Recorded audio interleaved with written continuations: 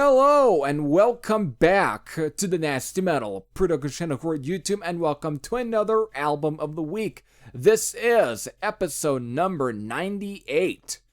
And today's pick, well, this was supposed to have been the very first album of the week for the new year of 2021. However, the thing is, I wanted to at least talk about this album on its release day, again, on its anniversary. But the problem is, it was the wrong day. It was, I think, somewhere like, was it January 6th or something? I thought that they said, or at least what Metal Archives had it at least had down, which was the wrong release day. It was the wrong release day. And again, it was apparently it was going to be February 12th. Oh, well, I'll elaborate on that. So I pretty much had to scrap that, and pretty much I postponed the first album of the week episode for the next week, which was going to be me then talking about Raven's Rockin' Till You Drop, their debut album. And so it kind of worked out, but still it was going to be a week earlier that I was going to have the very first album of the week episode. So it kind of just, it a little bit fell apart a little bit. And it almost did here. Because originally I ended up then pushing back my album of the week pick for Moving Pictures, at least within March I had it then. Or sometime between March or April, I think. And I don't right now, I'm not looking at my phone, so I kind of forgot where I booked that album of the week episode. Or at least to record that. So I had to push back. And so when it came to today, which is where I'm recording it, which again, it's on February 13th, which is here on a Saturday.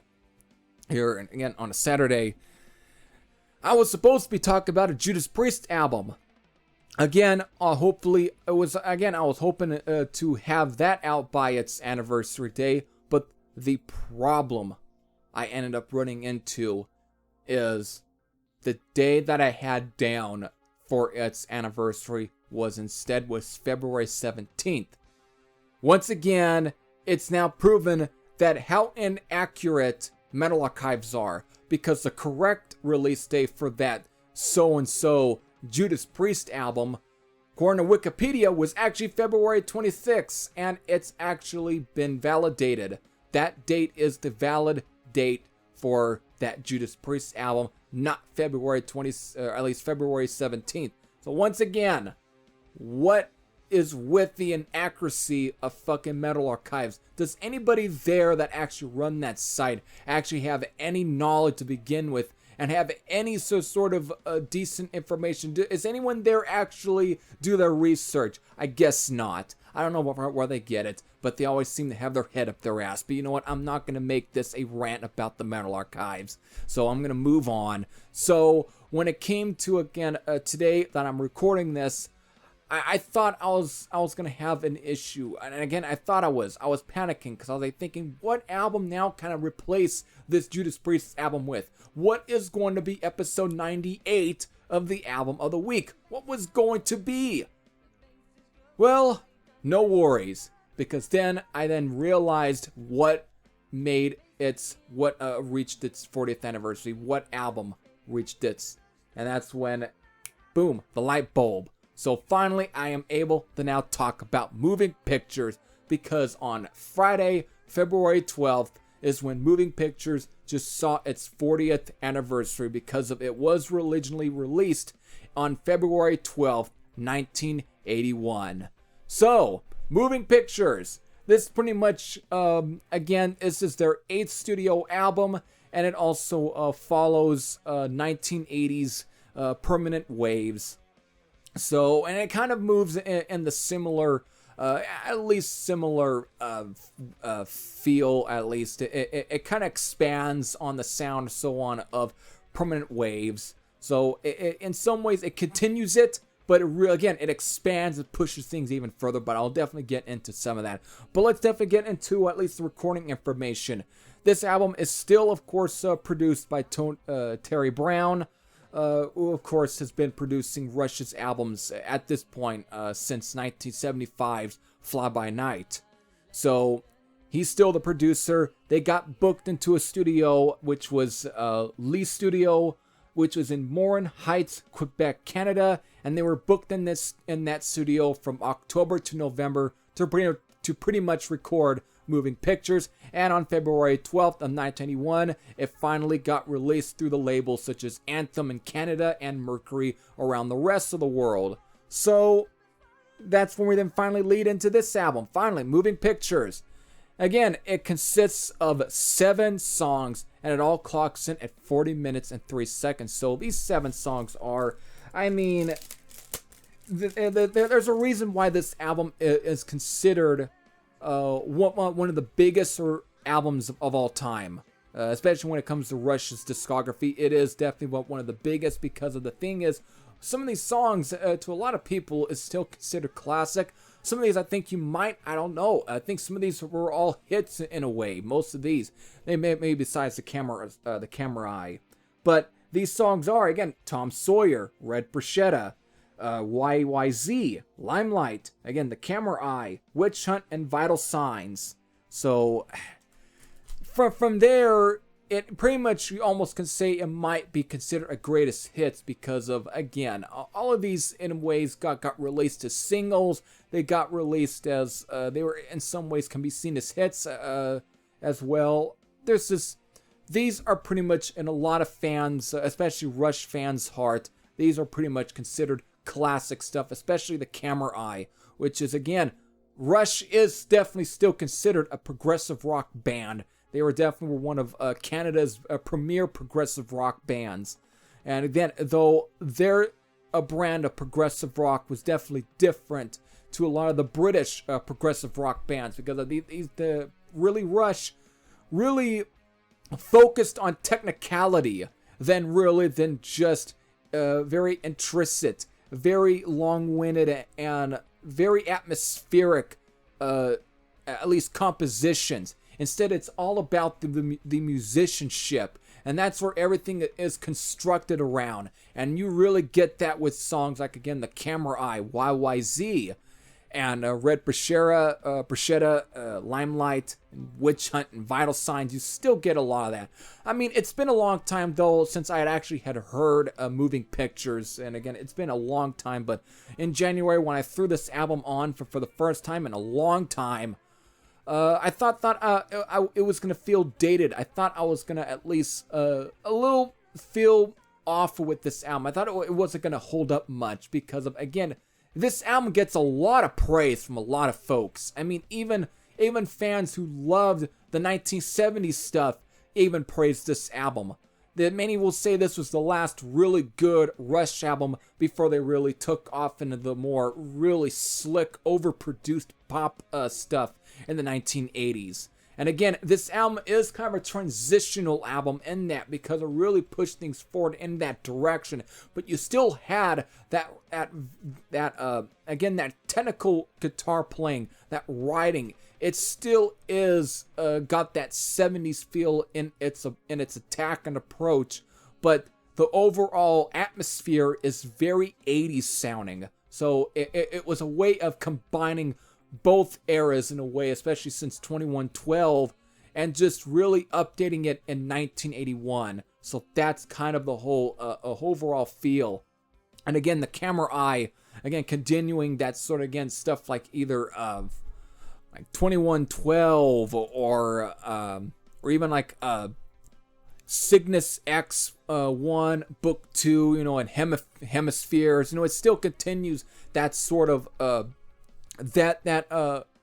style of approach. Again, I mean, it goes back to even Caress of Steel, this sort of combining almost 2 compositions into one track, because The Camera Eye, it's at least it's pretty much 2 tracks. It's a 2-parter. It's basically, the first half is titled New York, and then the second half is titled London, but it's all part, again, The Camera Eye.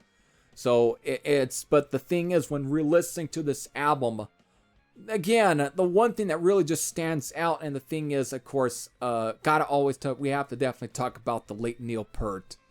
again, this album is another testament for why Neil Peart is usually considered one of the greatest drummers of all time, especially within the realms of rock. Because he is just, again, all over this album, especially on a track like YYZ, which is one of my favorite instrumentals, actually. It's still one of the songs that I still really like off this album. And it is, actually is up there as one of my favorite Rush songs. It's just, for an instrumental, this is what you really do consider a instrumental, especially a rock instrumental, because of it's just, oh boy, just again, it's the musicianship and everything. It's got a heaviness to it, but in a way, it's very technical. Those songs like this, I think, really ended up inspiring guys like Joe Satriani, because this is what they really wanted to kind of go for, and even Steve Vai.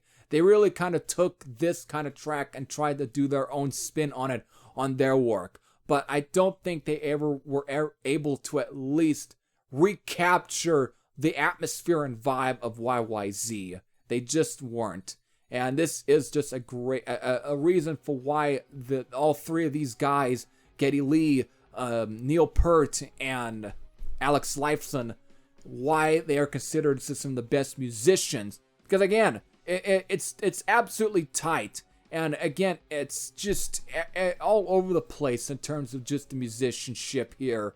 But the thing is, it's just played so effortlessly that it makes you wonder if these guys were from a different planet, because of they're not. It's so inhuman for how they were able to pull off a lot of these compositions on some of these songs. It seems almost. It seems to defy all sorts of gravity with how they're able to pull off some of these riffs and just the musicianship and so on. I know I'm sounding absolutely pretentious, but that's just the way I came out from listening to this album after so many years. So it's again, that's one of the things I really like. I'm starting to really appreciate the most about this album, is that it's, again, the musicianship is just everywhere on this album. Again, Witch Hunt, I also really do like. It is one of those that does have a really cool, almost very dark atmosphere. And the thing is, speaking of Witch Hunt, this is actually part of a 4-parter series that's titled Fear, which actually spans from this album to the track Weapon off of, or at least the Weapon off of Signals, The Enemy Within on Grace Under Pressure, then finally Freeze on 2002's Vapor Trails. So Witch Hunt, The Weapon, The Enemy Within, and Freeze are all part of what is considered the Fear series. So that is very interesting. But again, that's the quirks of Rush. They always did stuff like that. They always, again, continuing certain lyrical themes and so on from each different album and so on. But I think, if anything, Witch Hunt is the best. According to Wikipedia here, it's apparently part 3. So that's very interesting. So I guess the story is in reverse. So I guess they went and did the George Lucas style of writing or storytelling. Reverse storytelling. Again, I definitely seen that to me is more synonymous with fucking George Lucas than anyone. So they went that direction. Russian Star Wars, huh? That's perfect. Whatever. Still, it still is a great track. It's probably, I think, the best of the series, no doubt. Because, again, I just love the vibe of Witch Hunt. It's just a very cool vibe. But, again, there's other great songs I like on this one. Again, I do like Red Bruschetta, Limelight, and Vital Signs. Limelight is actually a very cool... Again, this does have that 70s rock feel to it. This, at times, is very similar to... so some of the songs off of, like, Fly By Night or... especially Fly By Night. It actually would have fit pretty good on Fly By Night in a way. Limelight just has that same kind of very mid-70s rock riffing to it. And again, it's definitely one of my favorite tracks off this one. Again, it's a very lightweight sounding track, but the thing is, Rush is pretty good. We're pretty good at doing that. Again, so for me to pick out every one of these songs, which one I like the most is going to be difficult. As far as now, as far as least favorite songs, that's not going to be that difficult, because I actually kind of find Tom Sawyer to be probably the weakest song on the album. I know that might be seen as kind of a little bit overrated, actually more of an unpopular opinion. I was going to say overrated, but no, it's probably an unpopular opinion. But I think the thing is, the track, this is probably the only song from the album, though, that you really hear a lot on radio in many days. And I think it's probably the one of the songs that really does get played to death. Even though it's a fine track. Don't get me wrong. Tom Sawyer is a fine track. It's a fine opener. It's very iconic in many ways. It did become a very much an arena staple for Rush after this album. But as far as when it comes to the other songs on the album, I think it kind of ends up being the weak link in a way. Because again, when you've got songs like either YYZ, Limelight, The Camera Eye, and Witch Hunt, and Vital Signs, it just seems a little bit out of place in some ways. Even though, again, the musicianship is everywhere on the track. And again, you really can hear them using a lot of the synths on the song. It really is very much up front. But again, it's more used as atmosphere than really as like a key instrument with like a lot of the AOR bands. So it's not really used as like a key instrument, but it's just used as a way to kind of elevate some of the song in terms of the atmosphere is what it tries to do.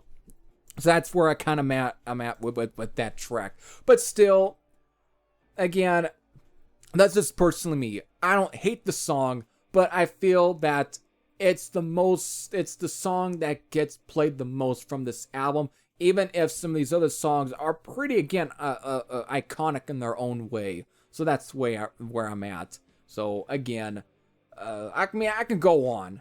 Surprisingly, again, it's been such a long time since I've at least heard Moving Pictures, but when I re-listened to it a month ago, I just was like, you know what, this is a great album. Again, it's been so long since I had heard it, but to refresh my memory, it was actually a pretty good idea.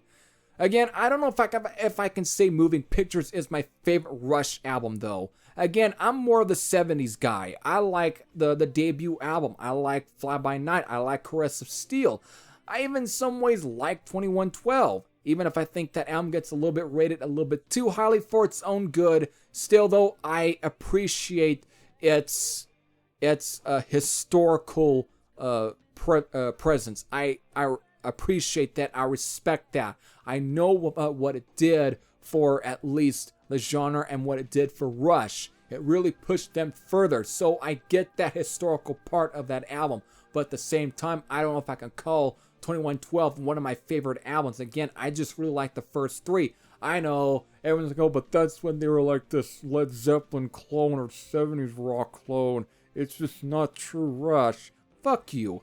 I get to enjoy what I want to enjoy. And I just think some of I feel some of the albums after that are just a little bit too pretentious for their own good, even if I respect the historical pieces of that. But I do have to admit, Moving Pictures is a fine album. And again, I do actually like this album a lot. Again, I can also can agree that this was probably the last really good Rush album for a long time. Because again, after that, what I've heard from some of the albums afterwards, it's especially when you get into some like either like Power Windows, for example, and even Grace Under Pressure or Hold Your Fire. It just is so overproduced, overlayered. Everything is just so contrived, and everyone just still, they have to always go, but the musicianship, it was just otherworldly. It just sounds dated to me. It sounds absolutely dated. Whereas Moving Pictures was the album that really kind of transitioned from that. Again, this was a transitional album. It really was kind of expanding on every bit of the stuff before it, but it also was coming up with things that was going to end up becoming sounds that was going to be a part of the albums afterwards. Again, it's why I use the word transitional. You get where they were going to go after this, but the thing is, it's done so great on this album that if anything, the albums afterwards just didn't really recapture at least what was the greatness of at least what moving pictures tried to do. All right, that's what I'm trying to getting at with this. So it did. So there we go. Moving Pictures, the 8th album from Rush.